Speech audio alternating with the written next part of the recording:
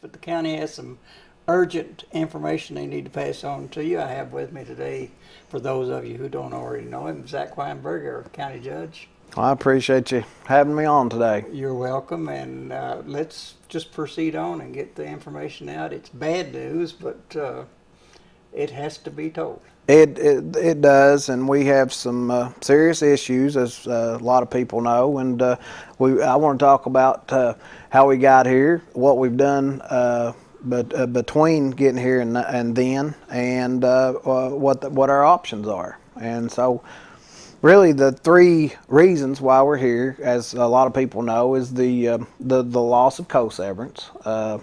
We've just continuously lost co-severance since I've been in office. And second is we got hit in the middle of the budget year with the unmined coal tax, and it was less $285,000 than what was originally budgeted. Now, that's a huge number to overcome in the middle of the budget when we're struggling anyhow. What was your total budget projected this year, Jeff? It was right at $10 million, but now that's a little bit skewed. That takes into consideration paying for the Justice Center.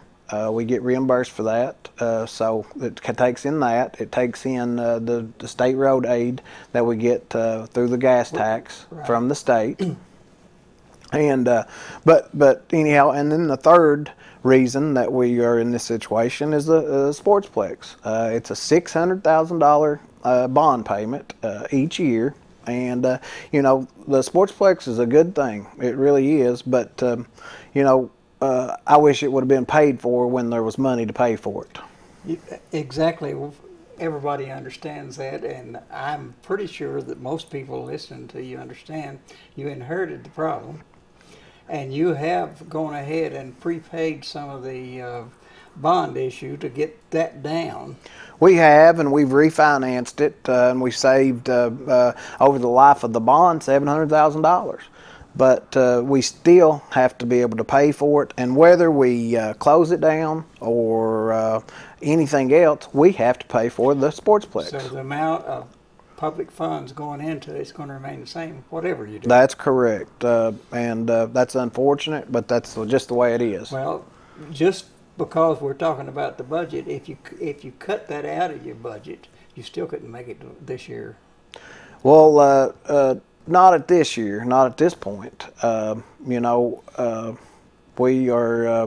basically looking at a revenue stream of 400 to 500. Now, there's two options in my opinion. There's an insurance premium of 8%, which would be on everything besides life and health insurance. And that would hit close to probably 80% of our folks in Knott County. And or the other option is to cut to just have a skeleton crew. Now, some of the things that we've done since I've taken over office, we've cut the personnel by half. We've paid off over $3 million of debt. We've not added any new debt. And these are some of the things that we've done. I mean, you can ask any of the employees or contractors that's dealt with me since, and the fiscal court since I've been in office. We've been pretty tight financially. I'll vouch for that. Since I attend every meeting and watch everything that's done, I have to say that you've done an excellent job. Well, I appreciate that, and we want to continue to. And there's no easy answers at this point, and so we're struggling with it. Digress just a moment back to that insurance tax versus occupational tax. There are disadvantages. I listen to the complaints, and I listen to the citizens. There are disadvantages to both of those. They inconvenience some more than others, and I presume what you're trying to do is be the least inconvenient to the most poverty-stricken of them. That's correct. And another thing, I refuse to just put a tax on people when it won't generate enough revenue. If it won't fix the problem, I don't want to do it. And so by just putting an occupational on folks, well, we probably have 35 to 40% of our folks working, and at least 20% of those folks work outside of Knott County. Perry County would get most of the occupational tax. Well, they already are, and they did put one on, and I don't. want to compare us to other counties, but all these counties in Eastern Kentucky are looking at ways to generate, and they don't even have a sportsplex. But one of the complaints I heard, a very valid one, unfortunate, is that, for instance, I was listening to one fellow. He works in Knott County as a coal miner. Mm-hmm. The office of the company is in Perry County. He pays Perry County occupational tax. Now he's going to have to pay Knott County insurance tax.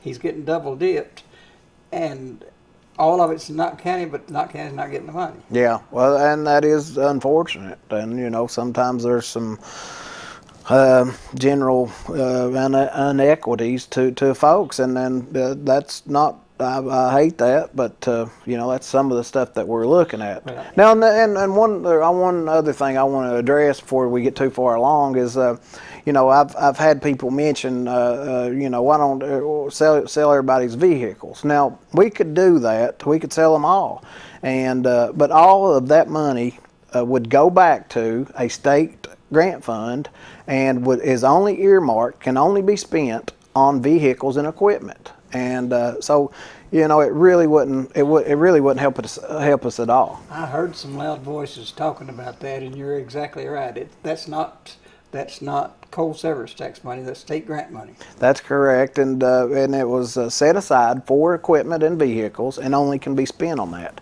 And so, if we were to sell them, clearly it would go back to the state grant fund, and only can be spent on those items. And we've really utilized that fund. We've bought a lot of new equipment for the road department that are used on county roads.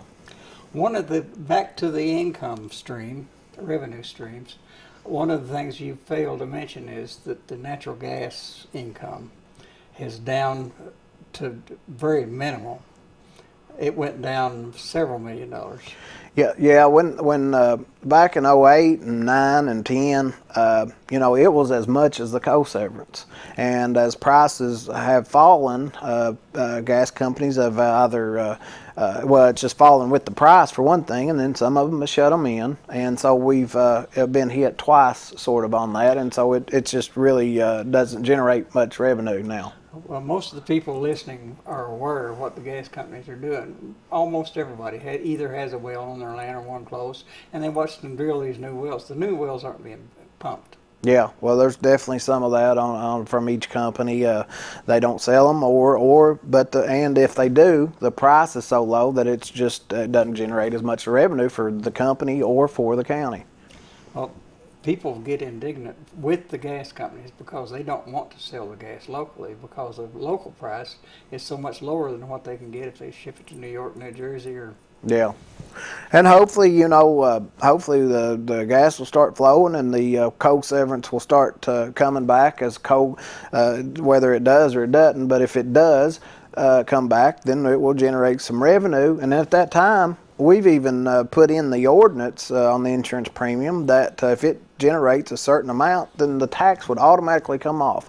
You know, there's no one that dislikes taxes as much as I do. Well, there's a lot of things I'd like to get into, like the amount of coal that's being dug right now. It's picking back up, but we only have 30 minutes here, and you have a whole lot of information you're going to have to pass on, like equipment costs, real costs. The first thing I'd like to point out is if you cut everything out, you can't cut your way out of this.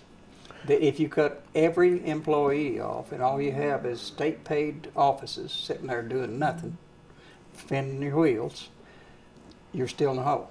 Well, it would be very difficult, but if we cut the health insurance off, you know, then, which is draconian, really. I mean, you know, everyone needs health insurance, but if we cut it off and cut to the skeleton crew, we could possibly make it. But now that's meaning cutting the senior citizen program, you know, you're cutting the road program, you're cutting the libraries, you're cutting, and then cutting the health insurance for any employee that's left, and not to mention all the other employees losing their job.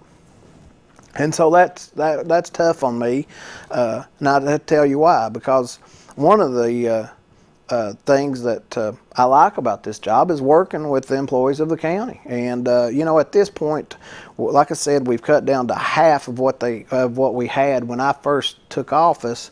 And at this point, they are all working. Some of them 2, some 3 jobs, and we're trying to do the best we can. It's worth mentioning that there's people complaining you had to merge jobs, especially in the leadership positions, where that one person's trying to do 2 or 3 jobs, and it's hard for one person to do a complete job.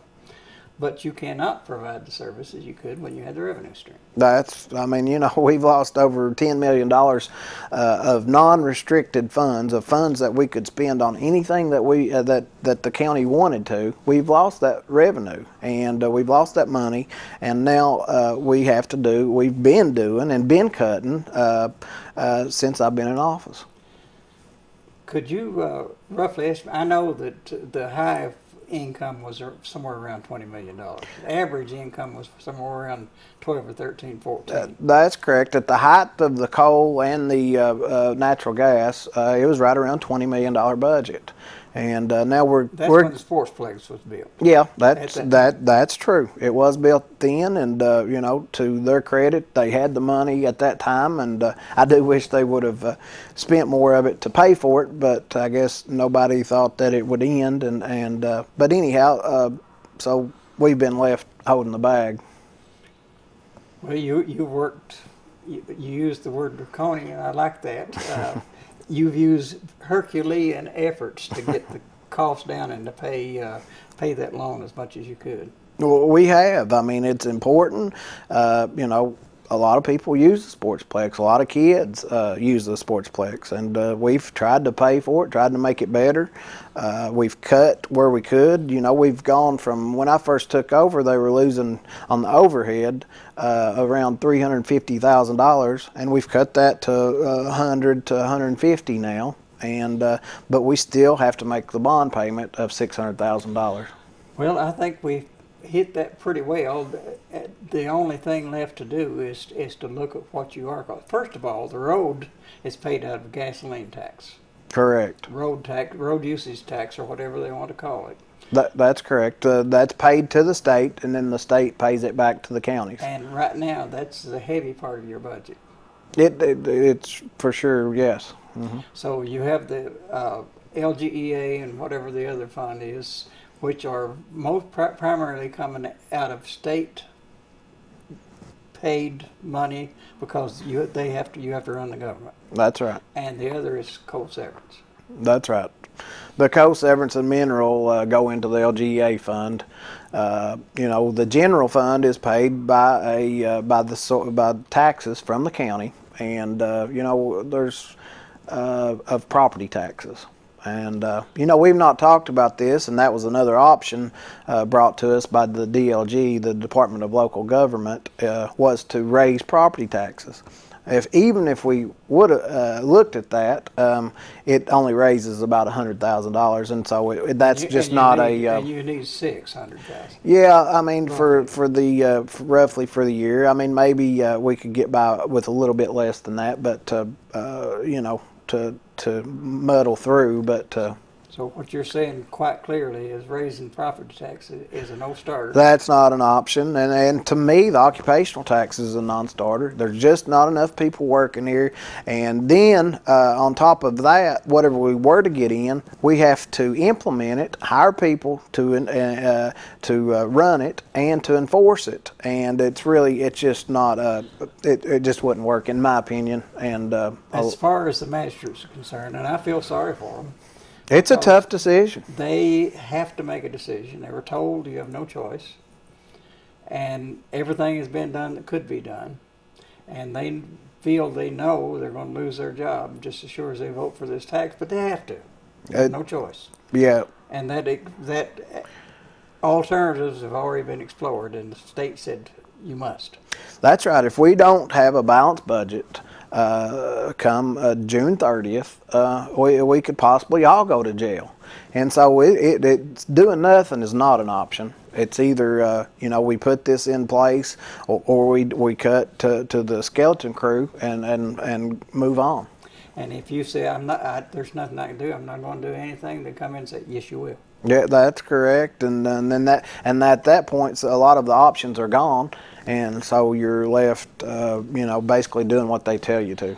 Okay, now I understand. I've listened to the magistrates argue back and forth and play their whatever the tune that is between insurance and occupational tax, and they're split and double mind, and they change back and forth. They just having a tough time making a decision. I think they've relayed that that two of the magistrates are for the occupational tax, one's for the insurance premium, and one's not for doing, I guess, not for doing anything. So,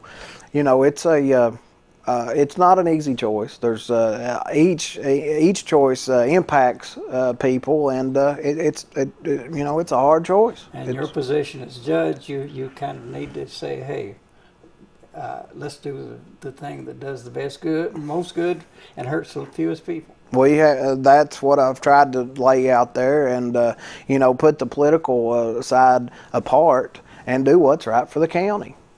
And the other thing that I brought up in the meeting, and it may have been in closed session, but is to start a fund, a nonprofit fund, and we could raise the money privately from folks around the area, and the seniors could apply, just an easy one sheet, apply to that fund and have a board, and let that board allow to pay the difference on the insurance premium. And so that anybody that it really put a burden on, we could possibly help them. Do we have enough philanthropists around here to do that? I think we do. We have people, that and companies that help, and they do all the time, and I think they will continue to. And I think personally we could raise the money to do that. You must have done that in meetings other than the ones I approached, but that's a good idea. Yeah, anything that we don't want to put a burden on the folks. I mean, we just don't. And so at 8%, though, let's take this for example. For 8% on insurance, let's say you pay, let's say you pay $1,000 in property insurance. You're talking about $80 for the year. And so, we hate to put that on anybody, but back in 1969, I was on the board of directors of the LKLP, and we started a program called Meals on Wheels. And that continued on, and now CRAD is doing that. And they are funding the biggest part of what's happening at the senior citizens right now. That's correct, and so we can't shut it down. We receive over $100,000 in monies that come from the federal government through CRAD, and we have to do certain things to receive that money. And a lot of these positions, they generate revenue. So you hate getting rid of any revenue. You're just sort of digging yourself in a hole. Well, the most needy people eat there. And many of those who eat there are not. And one of the things you could do is I suggest you raise your suggested donation up to what the actual cost of the meal is, so people wouldn't think that. And most of those people would mind that. Yeah, well, we're continuously looking at ways to save money and to raise revenue, and so we're always looking at things to cut, and I'm sure we're not done cutting right now, but we have been cutting. Well, I realize, and you realize, looking at things like that is looking at pennies when you're spending dollars. And where you really need to save is in dollars, not in the pennies. But public mind is where the public mind is. Right, and some of it is perception, and but some of it's like shooting an elephant with a BB gun, and it just it doesn't make too much of a dent. But and I understand that, and like I said, we'll continuously look for ways to save money. The old adage on that was penny wise and pound foolish. Shooting an elephant with a BB gun's a good way to say it. But the bottom line is the county is in the hole and cannot cut its way out and cannot buy its way out. That's correct. And I mean, if you go back at 2012, there was a occupational tax proposed. Now, since then we have saved. We have paid over $3 million of debt. We have cut over $2 million, and we haven't put any new debt on. And so we've not put a tax. I think a tax. It's a dirty word, and I get that, and that doesn't fall lightly on me, and I don't like it. But we made it 4 years as coal severance has continuously gone down. If we had the revenue that we had when I first took over in 2013, we wouldn't be even having this discussion. Most of us realize that in order to have services, which we must have, we can't fix our own roads, there's a lot of things we can't do. We have to have a physical court. Have to have. And the physical court is in a problem where it has no choice but to raise taxes, and getting angry at you is not going to help you. Well, I appreciate that, and a lot of folk do understand it, but there are some that don't and won't, no matter what you say. And so it's about doing what's right for Knott County. I was born and raised here. I love it. It's not just a doom and gloom scenario. We're doing a lot of good things. We're talking to companies about opening up stuff, about growing this county, and we live in a beautiful place, and we need to keep it that way. I was encouraged with your meetings on that. There's some pretty good thinking going on, and eventually something will break. It is. It's not an easy charge of getting industry in here. It's just not, and you would think it would be easier, but it's not. I mean, these companies can go anywhere in the nation, sometimes the world, and we're competing with that, and but we'll continue to. Well, those companies who want to invest in Appalachia would rather be in Pikeville or Hazard or one of the larger areas because of convenience to the employees, and that's understandable. So you're fighting that too. We are. It's an uphill battle, but we've not given up hope, and I think eventually we will turn the tide on that. I believe you will. It's looking good. But is there anything else that we haven't discussed? The properties of the county, the dozers, the graders, yeah. We've purchased a lot of stuff from the state grant fund for the road department. We got an excavator. When we took over, we didn't have. There was a grader and then another grader that was a lemon. So we got rid of that grader. We got another big grader. By lemon, you mean it was costing more to maintain, yeah. And it was staying broken down anyhow. That's correct. And so we got rid of that one, and then we just got a dozer, and that was a federal grant. That didn't cost the taxpayers of Knott County any monies, and so we've got a dozer to fix roads and make trails, and we don't have to contract that. We've really cut we just don't contract much anymore. Well, it really costs more to contract, so that's not a bad plan. Plus, someone has a job. That's correct, and which is a good thing. It is. And contractor, if you contract them, 90% of the time the contract's outside the county anyhow. Unfortunately. Well, we try to use contractors inside of Knott County when we do and contract. But well, when I was contracting, I would have had to come up with what was it, $900,000 bond money and all the jump through all the hoops. The insurance. And I could work 24 hours a day if I wanted to. Anyhow, I wouldn't do it. Yeah. But I guess the bottom line, we have done a lot of good things and made it run a lot more efficient than when I took over, and we will continue to do that and to make Knott County the best place for all of us. And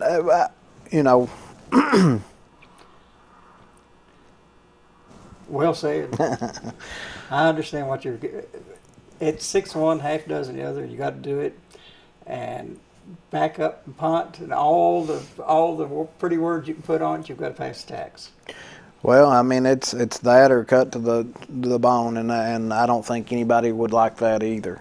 So there's not a great option, and really, it's going to be left up to the magistrates and the people to decide which way we go. Let's see if I can cover some of the factors. If you shut down the sportsplex, you're going to have to pay for it anyhow.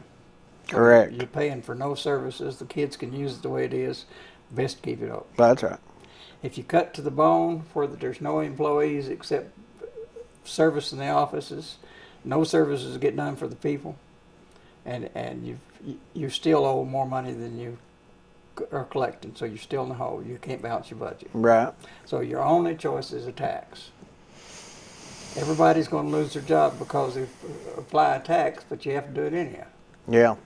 Well, that's what it's come down to, and that's why it's a tough decision.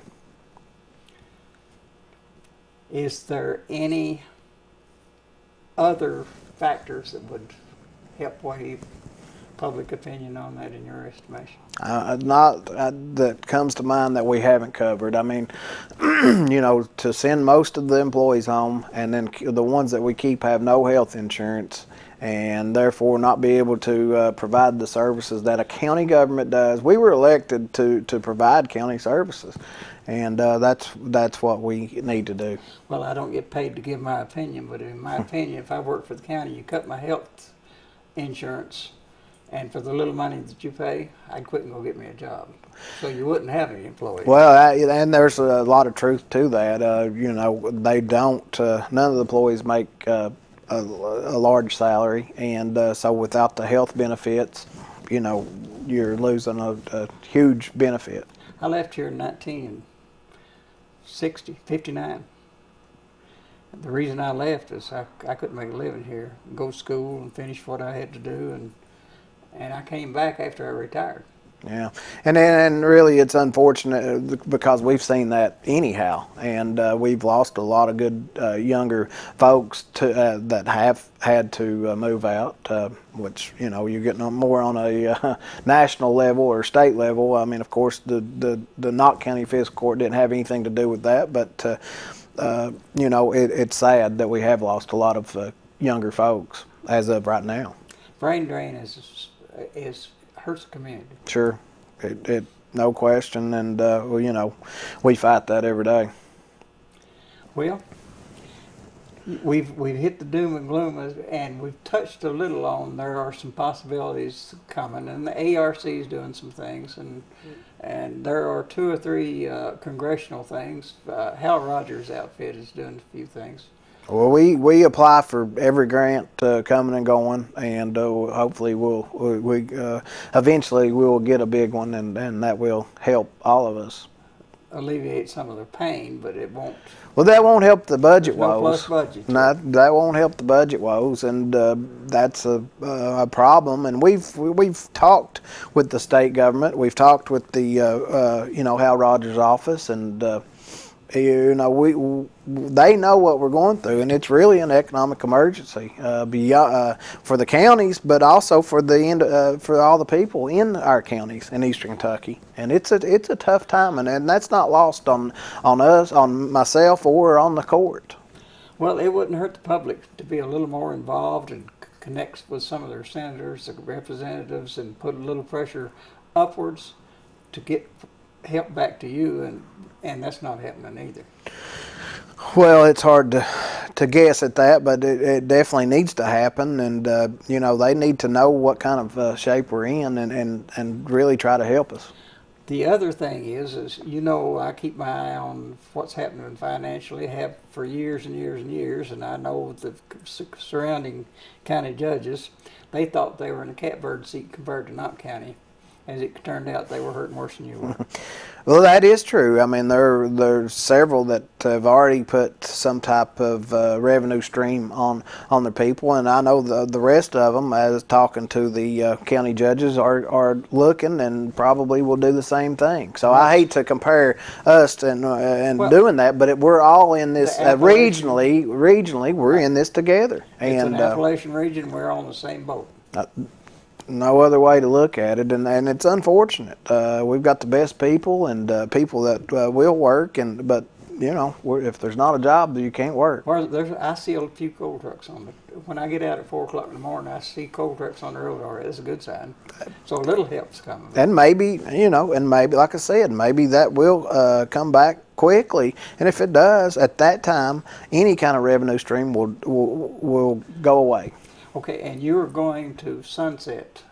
We're also going to, on the ordinance, we have it coming off at the end of 2018. You know, one of the things that have that's put us in this budget woe is these contracts by the prior administration that run 15, 20 years. And, you know, it's just putting a burden on the next fiscal court that shouldn't be there. And let them decide what needs to be done, whether it needs to be done further on or not. And I just think I don't even see how it's legal. Well, the criticism of the public, and you hear it as well as I do, is if you get the taxes, you'll keep it forever. Well, You say that's not true. That's not the true. We put a sunset of on 2018, and hopefully before then we can bring it off if the coal severance comes back and the mineral severance comes back, even not to where it was, but just somewhat. Well, Zach, I wouldn't have your job. Well, I appreciate it, and we'll keep doing the best we can. And you know, it's a tough decision, and like I said, nobody dislikes taxes more than I do. But at this point, I don't know the alternative. Well, good luck. I appreciate that.